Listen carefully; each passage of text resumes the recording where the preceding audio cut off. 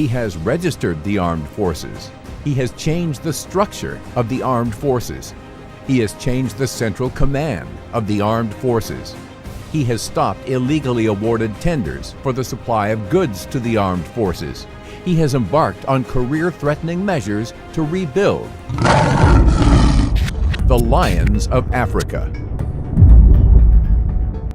The armed forces were once among the strongest army in Africa, but they fell apart in 1991 at the fall of the military regime.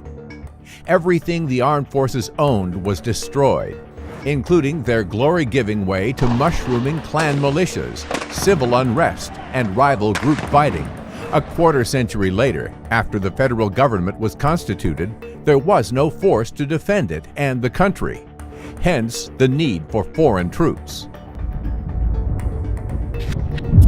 AMISOM. Billions of dollars were spent on foreign forces for the 10 or so years they were in the country. But the government of the day never asked themselves until when these forces would be relied on. 50 years? A century? Or forever? When he first came to office, Prime Minister Hassan Ali Khair held a meeting with commanders of the armed forces. It then dawned on him that no one could account for the exact number of troops, their ammunition, areas of deployment, and their mode of operation. He therefore embarked on the biggest security exercise, Armed Forces Reforms, an exercise that was hitherto not easy to undertake. There were over 30,000 troops on government payroll, paid salaries by the government, as well as food rations and ammunition, but upon actual verification could not be accounted for. Biometric registration. As a result, the government embarked on a biometric registration exercise that captured the biometric data of individual troops to avoid double registration. The exercise took 7 months to complete the registration of all members of the armed forces across the country. Commander of the armed forces was for the first time able to identify each officer's full names, age, rank, health status, area of deployment, his bank details, official contacts, and his next of kin contact. However, several members of the armed forces dissented and left the front line, and therefore the armed forces reform process was politicized. Several government officials previously involved in the process backtracked after realizing the extent of sensitivity of the process. But the Prime Minister answered them then with a quote that became popular within government circles. "Even if it would mean losing my position, I will not relent from building a strong national army. Can we be a legitimate government if we listen to politicians with vested interests?" The registration unearthed the rot in the armed forces. After it was realized over 10,000 ghost officers were on government payroll, leading to the loss of $2 million per month, since salaries were withdrawn in cash from the central bank, making it prone to embezzlement. All members of the armed forces now receive their salaries without any intermediaries between each officer and the central bank, but directly through their bank accounts. Food rations.